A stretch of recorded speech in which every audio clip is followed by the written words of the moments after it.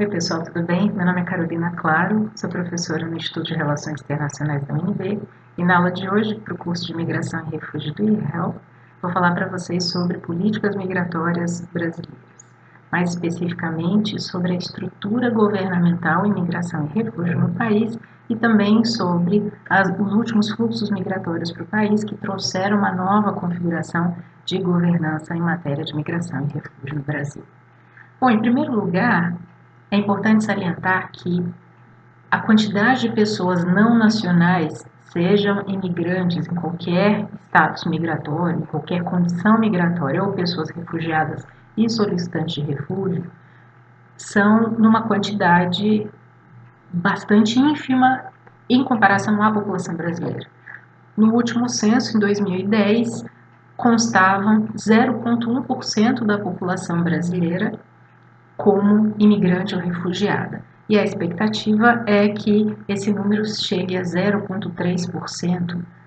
enfim, a menos de 1% em relação ao total da população brasileira. As estatísticas variam, claro, porque em 2020 não foi realizado o censo, em razão da pandemia da Covid-19, mas de toda forma, o que eu quero salientar aqui, para além dos números, é que o saldo migratório brasileiro é negativo. O que isso significa? Significa que mais brasileiros saem do país do que não nacionais, do que pessoas imigrantes entram no país. Então, historicamente, nós sempre tivemos um saldo negativo nas migrações internacionais. Claro que os movimentos migratórios mais comuns são os transfronteiriços dos países com os quais o Brasil faz fronteira. Tanto aquela migração em que uma pessoa mora em um lado da fronteira e trabalha no outro, como a passeio, como de estudos, enfim, uma migração circular e uma migração intensa pela característica dos espaços territoriais. Muitas vezes em busca de serviços, em busca de bens de consumo, enfim. O fato é que a migração é, historicamente no Brasil, bastante baixa em relação à população brasileira, por isso que nós tivemos momentos de incentivo à imigração, eu vou comentar com vocês sobre isso, e também nós temos um fluxo constante em regiões de fronteira, o que é absolutamente normal. Também nós temos um número considerável de pessoas refugiadas hoje em razão da solicitação de refúgio de pessoas venezuelanas, da crise econômica, político-social na Venezuela, que se instalou ou que se determinou a partir de 2014, né? Já vinha acontecendo um tempo antes, mas a partir de 2014 e mais especificamente 2015, a imigração venezuelana teve um saldo muito maior para vários países, entre eles o Brasil, mas lembrando que o Brasil não é a primeira busca das pessoas venezuelanas, apesar da fronteira. Mas voltando um pouco aqui para as características migratórias do país, nós tivemos em alguns momentos da nossa história, como mencionei,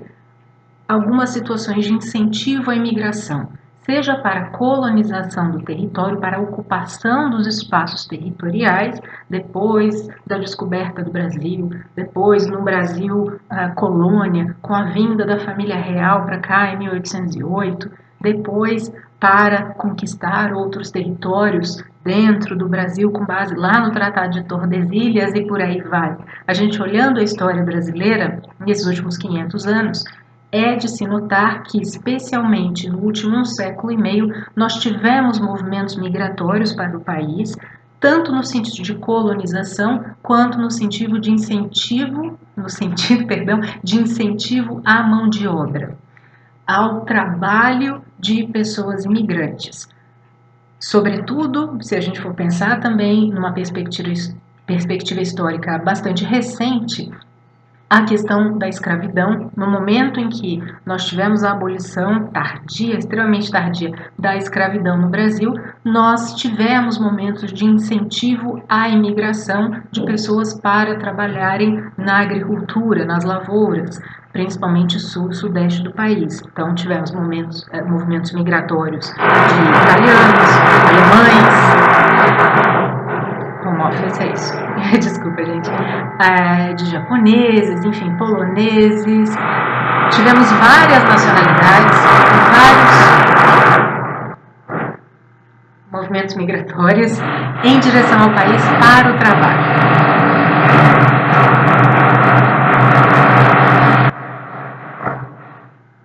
Também, além dos movimentos migratórios transfronteiriços, além das situações de trabalho,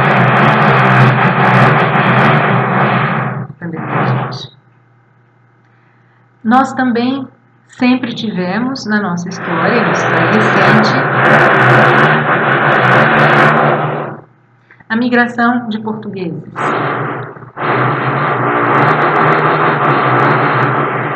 Por conta dos laços históricos e por conta do Estatuto da Igualdade, que dá direitos iguais para brasileiros em Portugal e para portugueses no Brasil, desde que seja feito um procedimento administrativo para o reconhecimento desses direitos com base no Estatuto da Igualdade, que é um tratado bilateral, um tratado internacional. No tema de refúgio, pessoas que sofrem fundado temor de perseguição por motivos de raça, religião, nacionalidade, pertencimento ao grupo social e opiniões políticas e não podem ou não querem valer-se da proteção do seu Estado, e também na definição ampliada de pessoa refugiada de Cartagena, que está na nossa lei de refúgio, como pessoas que sofrem grave e generalizada violação de direitos humanos no país de origem. Esse movimento migratório de refúgio não era, até recentemente, tão comum no Brasil. Desde 1997, nós temos um procedimento estruturado de refúgio, temos todo um arcabouço normativo, claro, com a lei de refúgio, com resoluções do CONARE, do Comitê Nacional para Refugiados, e temos também portarias que dizem respeito à facilitação de documentação, enfim, há questões bastante específicas dentro da perspectiva do refúgio, mas também nós temos institucionalmente entidades da sociedade civil que trabalham com refúgio especificamente, órgãos acessórios à Justiça, como Defensoria Pública da União, trabalhando também para solicitantes de refúgio, pessoas refugiadas e, claro, imigrantes de uma forma geral, que não estejam contemplados na proteção de refúgio, mas o fato é que, até recentemente, antes da vinda das pessoas venezuelanas, nós não tínhamos um fluxo de pessoas refugiadas tão significativo. Não que não fossem importantes, longe disso. A questão do refúgio é justamente proteger pessoas numa situação de perseguição, numa situação de proteção e de acolhimento por motivos humanitários. Algumas nacionalidades eram mais comuns e mesmo com, às vezes, a ausência de proximidade geográfica, por laços históricos também, nós tínhamos e continuamos tendo pessoas refugiadas e imigrantes que não estão em situação de refúgio buscando o nosso país. Por exemplo, congoleses, senegaleses, em áreas fronteiriças, bolivianos, colombianos, enfim, pessoas de diversas nacionalidades que têm alguma relação com o Brasil, também pessoas de países de língua portuguesa, enfim. Mas o fato é que a configuração das pessoas refugiadas mudou por conta da questão venezuelana, que eu vou mencionar adiante.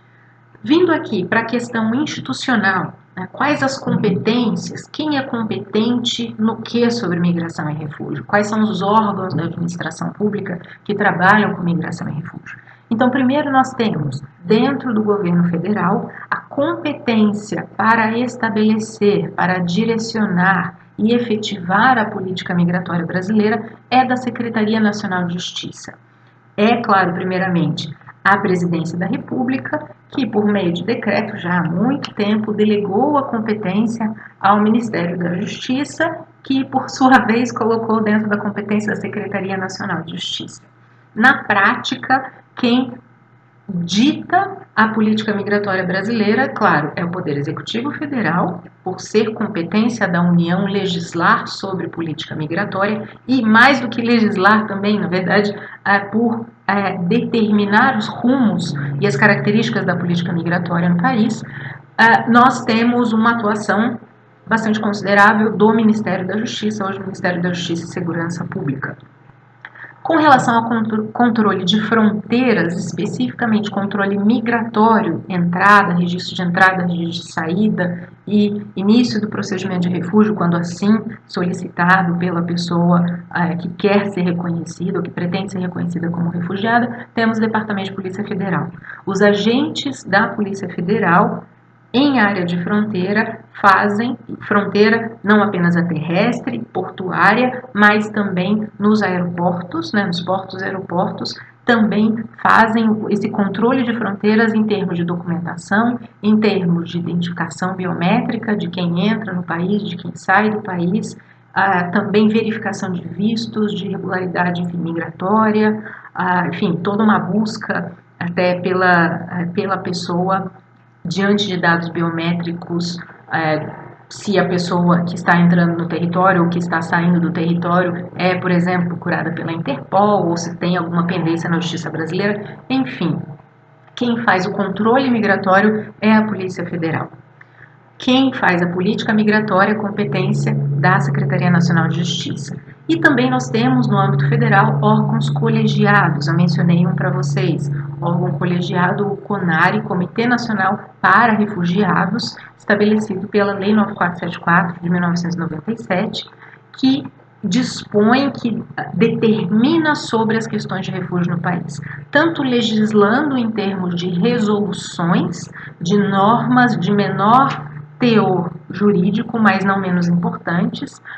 e também na análise dos casos de solicitação da condição de pessoa refugiada. Mas antes de eu falar um pouco mais sobre CONARE e sobre outro órgão colegiado, dentro do Ministério da Justiça nós temos então, o Ministério da Justiça abarca a maior parte dos órgãos de imigração e refúgio. Nós temos a Secretaria Nacional de Justiça, o Departamento de Imigrações, que teve esse nome modificado em 2016, antes ele era Departamento de Estrangeiros, com um nome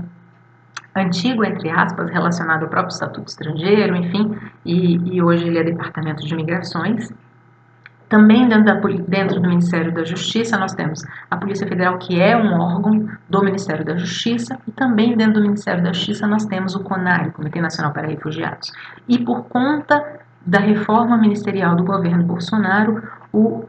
também a questão do CENIG, o Conselho Nacional de Imigração, CENIG, foi para o Ministério da Justiça. Mas originalmente o CENIG, o Conselho Nacional de Imigração, que foi estabelecido pela Lei 6.815 de 80 e que ainda, com o Estatuto Estrangeiro revogado, mas cujo órgão ainda existe para deliberar sobre trabalhadores migrantes e para também criar normativas de facilitação de migração, enfim, dentro da sua competência. Originalmente o CENIG é do Ministério do Trabalho.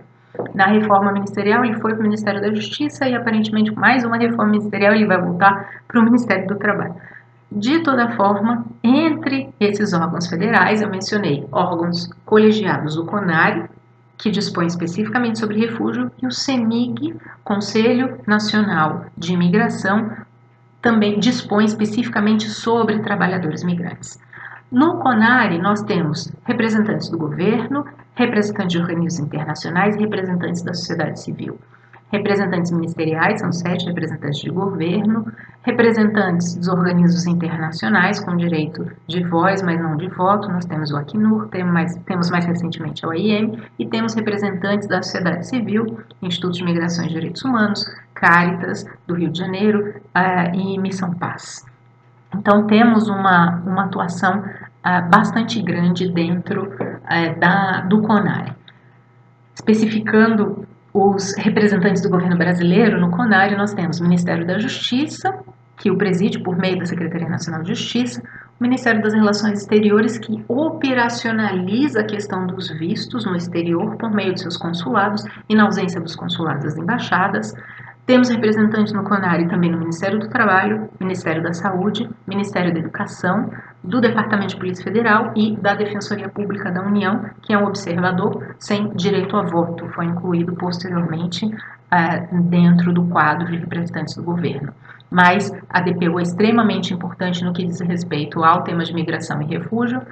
como forma de buscar a satisfação dos direitos humanos das pessoas migrantes e refugiadas no país. Representantes de organismos internacionais, como mencionei, o Acnur, observador sem direito a voto, mas com direito a voz, e mais recentemente também a OIM, também observadora com direito a voz e não direito a voto. Nós temos dentro do CONARE também como representantes da sociedade civil. Eu mencionei MDH, Instituto Migração e Direitos Humanos, a Caritas Arquidiocesana do Rio de Janeiro, mas também a Caritas Arquidiocesana de São Paulo, que é suplente da Caritas do Rio de Janeiro. Temos também, então, essa formação do CONARE faz com que a gente tenha representantes do governo, de organismos internacionais e da sociedade civil na deliberação dos pedidos de reconhecimento da condição de pessoa refugiada. Os casos são analisados em conjunto por esses órgãos e as reuniões que acontecem, ordinárias, que acontecem uma vez por mês, na última sexta-feira de cada mês, vão deliberar sobre esses pedidos de refúgio que já foram analisados previamente pelas organizações que fazem parte do CONARE. Também o CONARE legisla quando é necessário, por exemplo, especificar situações de facilitação de visto, por exemplo, para pessoas envolvidas nos conflitos da Síria, que foi a resolução 17 do CONARE. Então, o CONARE ele acaba legislando um pouco, assim como muitos outros órgãos da administração pública federal, no sentido de dar celeridade administrativa ao seu trabalho e muitas vezes diante de lacunas jurídicas também, no caso da lei de refúgio, mas também na lei de migração, que aí entra dentro da competência do CENIG. Uma competência um pouco torta, mas entra. Tá? E, por falar em CENIG, os membros são 9 representantes do governo, 5 representantes dos trabalhadores, 5 representantes dos empregados, um representante da comunidade científica e tecnológica e 14 observadores, entre órgãos do governo, organismos internacionais e sociedade civil. Lembrando que o CENIG, por estar estruturado no Ministério do Trabalho, ele tem a divisão tripartite do direito do trabalho. Então, por isso tem a representação de trabalhadores, de empregadores e, claro, membros do governo. Em relação à legislação brasileira, então, órgãos na esfera federal, nós temos grande parte concentrada no Ministério da Justiça.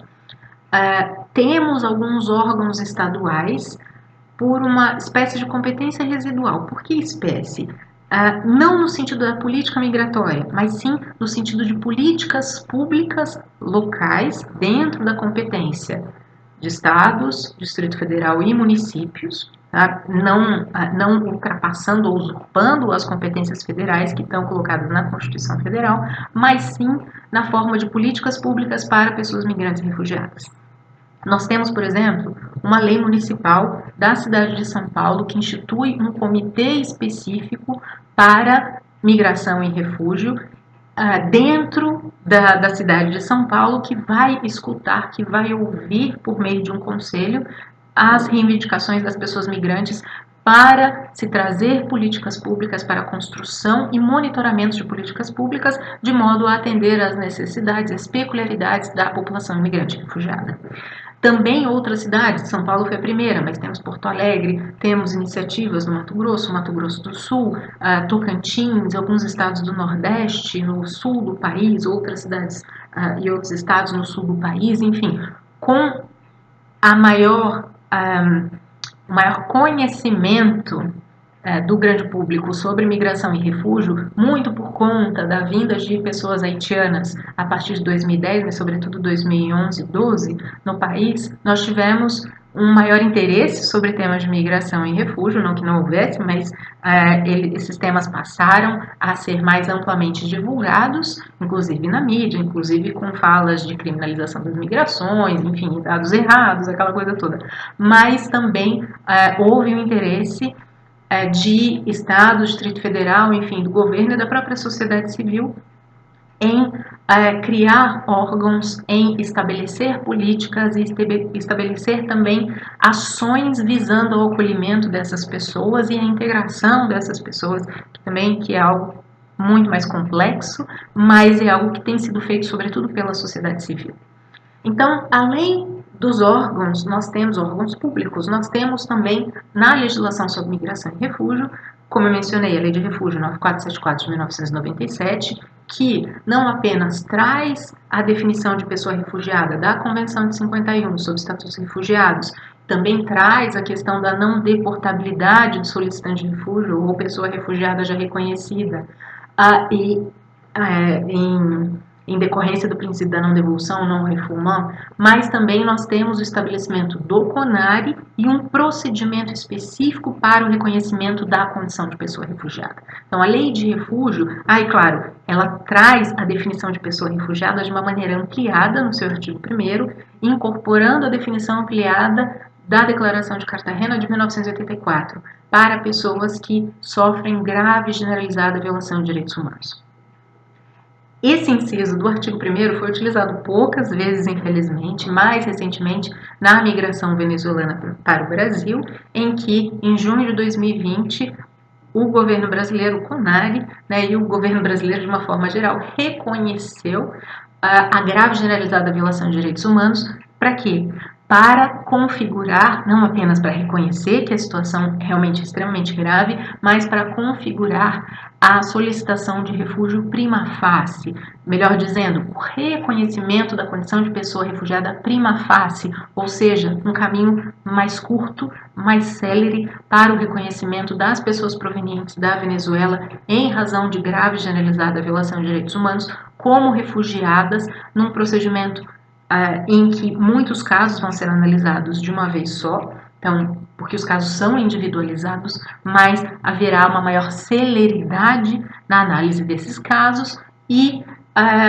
parte-se do princípio de que as pessoas vindas da Venezuela atualmente são todas refugiadas, desde que, claro, solicitem o reconhecimento dessa condição. Parênteses aqui, as pessoas venezuelanas que entram no Brasil desde 2015 principalmente têm algumas formas de regularização migratória. Uma delas é a aplicação do acordo de residência do Mercosul expandido, que não seria aplicável para a Venezuela, porque a República Bolivariana da Venezuela não faz parte do Mercosul, não faz parte desse acordo, né? Mas houve uma legislação, inclusive em âmbito do próprio Mercosul, para que houvesse aplicabilidade, claro, no Brasil, para que houvesse a aplicabilidade do acordo de residência para pessoas venezuelanas. Então, quando a pessoa venezuelana chega no território nacional, ela tem a opção, ela escolhe se quer se regularizar por meio, quer ter documentação, estada, permanência no Brasil, por meio da residência temporária que é dada a partir do acordo do Mercosul ampliado, ou se essa pessoa quer solicitar o reconhecimento da pessoa refugiada. São institutos diferentes, que têm proteções diferentes, e antes o acordo de residência era muito mais rápido para fins de documentação. Hoje o refúgio está praticamente no mesmo ritmo em termos de documentação, em termos de reconhecimento. Mas cabe à pessoa migrante refugiada decidir qual condição migratória ela quer permanecer no Brasil. Então, nós temos aí, voltando aqui, legislação, a Lei de Refúgio, Lei 9474 de 97, temos a Lei de Migração, Lei 13.445 de 2017 e o Decreto 9.199 de 2017, que operacionaliza a Lei de Migração. A Lei de Migração, ela foi um acontecimento histórico, porque ela mudou o viés da forma pela qual a legislação brasileira se pauta em relação às pessoas migrantes. Claro que também se aplica às pessoas refugiadas, apesar da lei de refúgio já ser completamente pautada em direitos humanos e, claro, especificamente dentro do direito internacional das pessoas refugiadas. Mas a lei de imigração, ela é um grande marco, porque antes dela nós tivemos 4 estatutos estrangeiros. Muito se fala sobre o último Estatuto Estrangeiro, Lei 6.815 de 1980, mas nós tivemos 4 Estatutos do Estrangeiro, de caráter securitário, então prezando não os direitos humanos da pessoa migrante, mas os interesses nacionais e a segurança nacional, que justificariam, segundo essa legislação, o não usufruto dos direitos humanos por parte de pessoas migrantes, caso potencialmente essa pessoa, entrando ou permanecendo no território nacional, pudesse configurar uma ameaça ao país. Então, quando a lei de migração entrou em vigor dia 21 de novembro de 2017, ela se transformou num grande marco no momento histórico, porque finalmente nós saímos da pecha de securitização, pelo menos na lei, na letra da lei, e entramos na perspectiva dos direitos humanos das pessoas migrantes. Como eu falei em outras aulas, é claro que a existência de uma lei não vai determinar a política migratória. A lei mostra como o Estado deve agir e como a pessoa migrante deve agir também, direitos e obrigações mútuos. Mas, apesar da letra da lei, é possível, e isso tem ocorrido principalmente durante a pandemia da Covid-19, é possível que os direitos humanos dessas pessoas migrantes sejam, e mesmo refugiadas, sejam violados pela aplicabilidade dessa lei. Então, a gente ter uma lei que é pautada em direitos humanos não significa que a nossa política migratória vai ser de desenvolvimento humano para as migrações, ok? Por exemplo, nós temos, durante a pandemia da Covid-19, portarias que impedem o ingresso de pessoas pela fronteira terrestre no Brasil, mas não impede a entrada de pessoas que chegam por aeroportos e por portos. As portarias, uma das mais recentes, colocou cotas para o ingresso de pessoas venezuelanas que entram por terra no Brasil, que entram pela fronteira terrestre, cotas para fins de acolhimento humanitário, o que é ilegal se pensando na Constituição e o que é ilegal também se pensando no próprio direito internacional, nos tratados internacionais assumidos pelo Brasil e em normas cogentes como a não devolução das pessoas refugiadas ou solicitantes de refúgio. Então, a mera existência da legislação, claro que é extremamente importante, mas a mera existência não garante que a nossa política migratória vai ser pautada em direitos humanos. Ainda mais porque esse decreto, que foi publicado dia 21 de novembro de 2017, que entrou em vigor junto com a lei, o decreto 9.199, em algumas circunstâncias ele fere a própria lei que ele regulamenta. Então, há bastante crítica sobre ele, porque a operacionalidade da lei de imigração está nesse decreto. Está, claro, nas resoluções também dos órgãos competentes sobre migração e refúgio. E, durante a pandemia da Covid-19, estão dentro de portarias interministeriais da Casa Civil, da Presidência da República, Ministério da Justiça e Ministério das Relações Exteriores. Em algumas outras resoluções e portarias, também outros ministérios entraram nessas portarias conjuntas interministeriais. Quando nós tínhamos, por exemplo, a Lei 6.815 de 1980 em vigor, ela era uma lei completamente voltada à segurança nacional, mas a sua operacionalidade diante da Constituição Federal de 1988 poderia, a cargo do agente público, claro, ser feita prezando pelos direitos humanos das pessoas migrantes. A lei não previa direitos humanos, em nenhum momento ela menciona direitos humanos, a lei que foi revogada, o último Estatuto Estrangeiro, mas a sua aplicabilidade poderia ter um viés de direitos humanos, e isso era repetido por muitas pessoas, que hoje é Departamento de Migrações do Ministério da Justiça, durante a vigência do Estatuto Estrangeiro, de que havia uma pauta de direitos humanos por conta da Constituição, porque a Constituição, de certa forma, revogava, se impunha sobre a lei então estabelecida. Além disso, nós temos na legislação, como eu mencionei, as resoluções do CONARE e do CENIG. E é interessante quando a gente olha numa linha do tempo histórica sobre legislação, sobre política migratória no Brasil, principalmente a partir da década de 1990, nós tivemos uma formação normativa bastante considerável, mas essa formação normativa, essa criação de normas, ela veio em normas de menor escala hierárquica dentro da normativa brasileira. Então, nós temos resoluções, portarias, enfim, que serviram, como eu mencionei, para operacionalizar a legislação e muitas vezes também para suprir lacunas legais. Algumas portarias são e foram extremamente contestadas, porque na verdade elas criaram figuras que a própria legislação não tinha, como foi o caso de algumas resoluções do Conselho Nacional de Imigração durante a vigência do Estatuto Estrangeiro, mas elas não foram declaradas inconstitucionais porque elas de fato resolviam a situação em benefício da pessoa imigrante. Também é interessante a gente olhar no período histórico recente, o último século e meio, em que nós tivemos leis, decretos, enfim, várias formas normativas sobre migração, especificamente migração, quando de políticas migratórias, por exemplo, de incentivo à mão de obra imigrante. Então, na década de 1890, incentivando a imigração por conta do fim do tráfico de escravos, por conta do fim da escravidão no país, fim tardio. Década de 1930, década de 1940, também tivemos leis, primeiro incentivando a vinda de trabalhadores migrantes, depois impondo cotas para trabalhadores migrantes de cujas nacionalidades já houvessem no Brasil.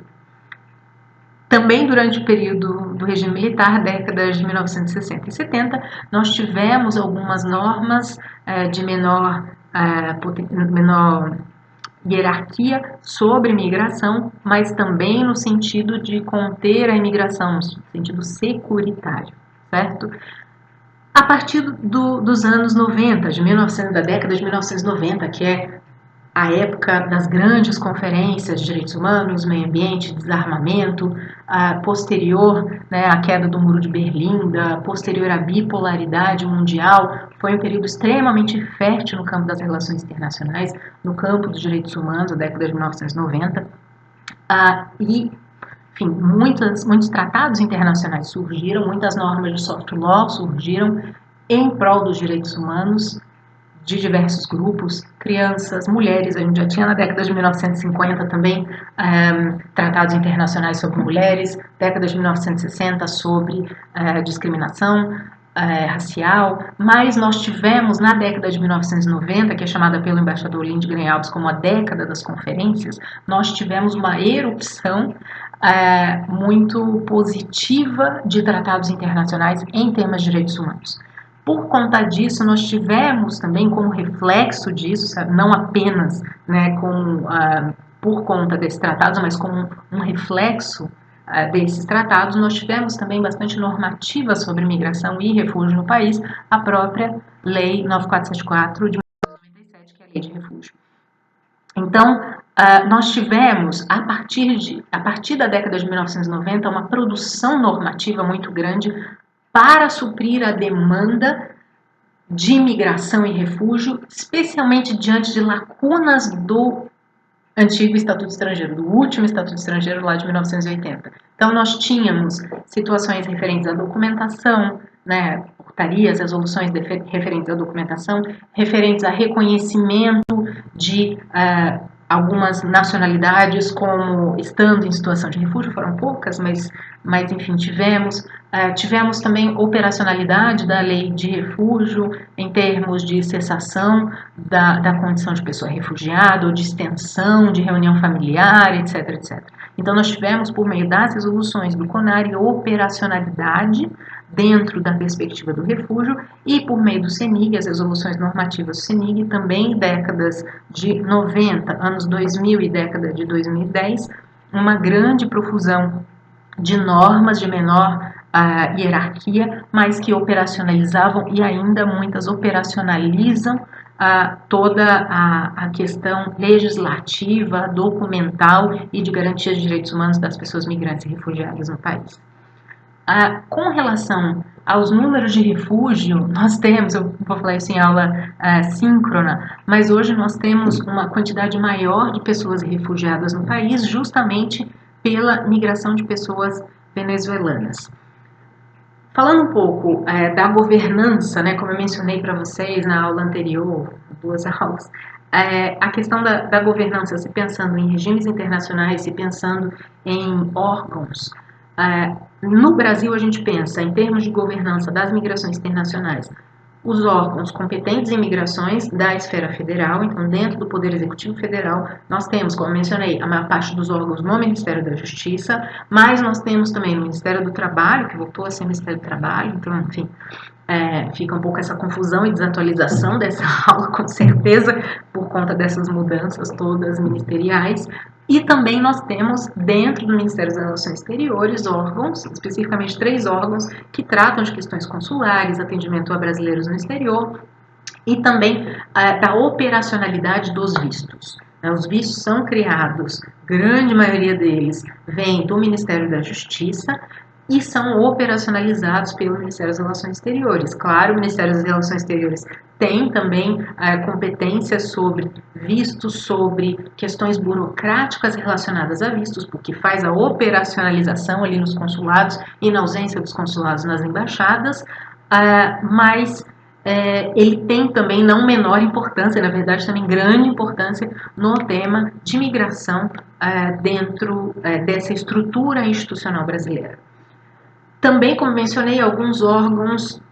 de Estado, Distrito Federal e municípios, principalmente em termos de política pública. Vejam, não é política migratória. Política migratória, política sobre imigração e emigração, quem entra, quem sai, quanto tempo pode ficar, fica a cargo da Secretaria Nacional de Justiça do Poder Executivo Federal. Agora, políticas públicas, que são as ações públicas visando benefícios ou visando ações às pessoas migrantes e refugiadas no país, ficam a cargo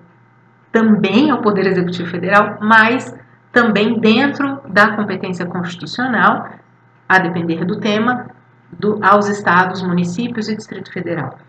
Então, por isso, esses órgãos novos, essas iniciativas de estados, de municípios e do próprio Distrito Federal em migração e refúgio, elas têm sido importantes nessa configuração da governança, da institucionalização de migração e refúgio no país. E vejam, extremamente recente, depois da vinda de pessoas haitianas e com a vinda de pessoas sírias e com a questão venezuelana. Não que a gente não tivesse movimentos migratórios no Brasil, mas passou-se a dar maior conhecimento ou maior interesse até do ponto de vista não só legislativo, mas do ponto de vista operacional e do ponto de vista institucional sobre migração e refúgio no país. Também, além dos órgãos do Poder Executivo, nós temos órgãos do Poder Judiciário. A questão da judicialização, levar para o Judiciário as demandas de acesso e garantia de direitos das pessoas migrantes e refugiadas. As pessoas migrantes e refugiadas podem entrar com ações por conta própria, claro, dependendo da matéria, mas também elas podem ser assistidas pela Defensoria Pública da União, na situação de hipossuficiência. E a Defensoria Pública da União tem feito um trabalho fundamental. Sem ela, nós não teríamos a proteção de direitos humanos das pessoas migrantes e refugiadas no país, de verdade. Um papel fundamental, primordial, essencial, não tenho todos os sinônimos em relação à importância da DPU, no sentido de garantir os direitos humanos das pessoas migrantes e refugiadas por meio da fiscalização, por meio das demandas judiciais, habeas corpus preventivos, por exemplo, para impedir deportações, para ações civis públicas para garantir direitos, desde a questão de benefícios previdenciários de pessoas palestinas antes da vinda dos haitianos, depois para assegurar direitos das pessoas haitianas que entraram no território nacional, com relação às pessoas venezuelanas, enfim, com relação não apenas a nacionalidades, mas a situações. Então, os órgãos acessórios da Justiça e, claro, a própria Justiça Federal e as Justiças estaduais, dentro das suas competências, são fundamentais para se garantir os direitos humanos das pessoas migrantes e refugiadas no país. Órgãos do Legislativo também, claro, têm importância por conta das normativas, mas infelizmente nós temos vários projetos de lei que são criminalizantes das migrações ou projetos de lei não especificamente sobre migração, mas que trazem no bojo temas de migração e temas também de tráfico de pessoas numa perspectiva bastante negativa, violadora de tratados internacionais, violadora de costumes e normas cogentes no direito internacional. Então, algo que a gente não pode esquecer e que tem que ficar bastante atento. Em relação à política migratória do Brasil, tem um texto da professora Deise Ventura e do Paulo Willis, se não me engano, de 2010, um texto do Le Monde Diplomatique, Brasil, cujo título é Qual é a política migratória do Brasil? Eu jogo para vocês. Qual é a política migratória do Brasil? Pois é, vocês podem dizer várias, que tem, que não tem, que vai estar certo. Por quê? Nós não temos no Brasil uma política migratória de Estado. Nós não temos a formalização de uma política migratória por meio do Plano Nacional de Migração e Refúgio, por meio de uma lei específica, como a gente tem a lei, o Plano Nacional, Lei Nacional de Meio Ambiente, Política Nacional de Meio Ambiente, Política Nacional de Biossegurança, Política Nacional de Recursos Hídricos, Política Nacional de Resíduos Sólidos, Política Nacional de Participação Social, etc, etc. Até, claro, em relação à segurança nacional. Nós não temos uma estruturação de Estado com objetivos, com instituições pré-determinadas sobre migração e refúgio no país. Então, nós temos, como eu costumo dizer, espasmos de política migratória no país, principalmente depois que a situação já se tornou insustentável.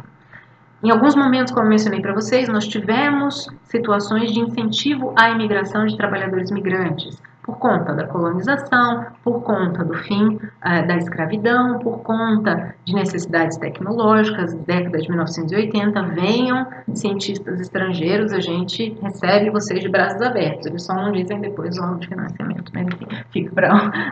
para aula síncrona. E também a gente tem nessa perspectiva situações em que o Brasil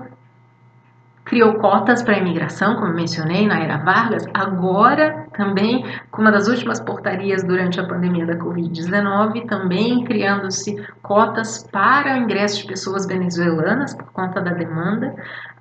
Enfim, acolhimento humanitário por meio da Operação Acolhida, mas não são planos nacionais, não há um delineamento, não há segurança jurídica em relação às instituições, em relação até à memória institucional, não aquela histórica que fica nos documentos, e muitos documentos que a gente não tem acesso, ou que só os brasilianistas tinham acesso, tipo ditadura militar, mas as instituições como de monitoramento e estabelecimento de políticas públicas específicas para a população migrante e refugiada, assim como nós temos dentro do Ministério dos Direitos Humanos, política para as mulheres, políticas para as pessoas com deficiências. Não é se privilegiar as pessoas migrantes e refugiadas, mas atender uma demanda de grupos específicos, assim como a gente tem vários outros grupos específicos. População LGBTQIA+, como mencionei, pessoas com deficiência, mulheres, idosos, enfim, a gente também no universo temos, mesmo que em quantidade menor em relação, ou quantidade pequena em relação à população brasileira, proporcionalmente, também nós temos necessidades específicas para a população imigrante e refugiada, principalmente no que diz acesso à documentação, acesso à língua, acesso a serviços públicos, um universo imenso. Infelizmente, nós não temos isso no país, nós não temos um delineamento, nós não temos segurança jurídica do que viria a ser, ou do que o governo brasileiro, que o Estado brasileiro, perdão, não o governo, que o Estado brasileiro quer para a migração e refúgio. E, apesar, né, eu mencionei para vocês um pouco antes, mesmo a gente tendo a lei de refúgio, mesmo a gente tendo a lei de migração, a gente tem algumas situações de securitização das migrações. Um Plano Nacional de Migração e Refúgio, por meio da publicação, da promulgação de uma lei específica, também estaria sujeito a violações, a responsabilidades do governo, a violações de direitos, mas a gente teria uma segurança jurídica maior. Haveria a possibilidade de um delineamento até na judicialização, porque, infelizmente, 99,9% dos cursos de direito não falam sobre migração e refúgio, não tem disciplinas específicas sobre migração e refúgio. Tem muito curso de direito, tem muito advogado nesse país, vocês sabem. Curso de relações internacionais, enfim, esse é um tema que não é novo, esse é um tema de migração que sempre foi tratado na história, na antropologia, mas o interesse, também ciência política, mas o interesse maior e de várias áreas do conhecimento tem aumentado sim na última década, a partir da imigração haitiana, que acabou se constituindo como um marco desse fluxo, esse novo fluxo migratório para o Brasil. Então, o que é importante a gente pensar? Em termos de governança, é importante a gente ter em mente que não temos uma política migratória pré-determinada. Temos situações em que o governo brasileiro se depara com questões específicas de migração e refúgio e age. mas age muitas vezes provocado pelo Poder Judiciário, que foi provocado, por sua vez, pela Defensoria Pública da União, ou que foi provocado por um governo estadual por conta de um fluxo maior de pessoas naquele território, geralmente um território, enfim, com maiores problemas ou relegados pelo poder público federal e com menos estrutura de serviços públicos, principalmente saúde, para receber pessoas em situação de imigração forçada, como no caso das pessoas haitianas e das pessoas venezuelanas. Então, geralmente, o governo brasileiro, nos últimos anos, ele tem, nesses fluxos migratórios, agido depois de provocado. A gente vê a migração, pelos dados, a migração de pessoas haitianas, de pessoas venezuelanas aumentando e os órgãos públicos, inclusive os órgãos colegiados, dizendo, opa, a gente reconhece essa situação, tem essa resolução aqui, vamos facilitar essa documentação, mas espera aí, não tem nenhuma diretriz da Secretaria Nacional de Justiça, né, da maior hierarquia do governo federal. Então, fica aquela situação, isso nos últimos fluxos migratórios recentes, nos últimos fluxos migratórios, nos mais recentes, é muito nítido isso. O Brasil o governo federal principalmente acaba agindo em migração e refúgio, seja em termos de políticas públicas, seja em termos de legislação, mesmo que hierarquicamente inferior, quando provocado, quando o problema, entre aspas, surge. Como essa aula já está um pouco longa, eu vou gravar especificamente para vocês uma aula comparando as medidas humanitárias sobre as pessoas haitianas, sírias e venezuelanas para a gente chegar, ou para a gente tentar pelo menos iniciar uma análise do que o Brasil tem feito nesses últimos fluxos migratórios mais significativos para o Brasil. Cuidado, não são fluxos migratórios exacerbados, cuidado com esses superlativos, não, são significativos do ponto de vista humanitário, do ponto de vista da necessidade de resposta e do ponto de vista da resposta governamental e do ponto de vista também da aplicação da lei de migração, da lei do refúgio, numa perspectiva de direitos humanos que é o mote das duas legislações, certo? Muito obrigada, gente. Até a próxima aula.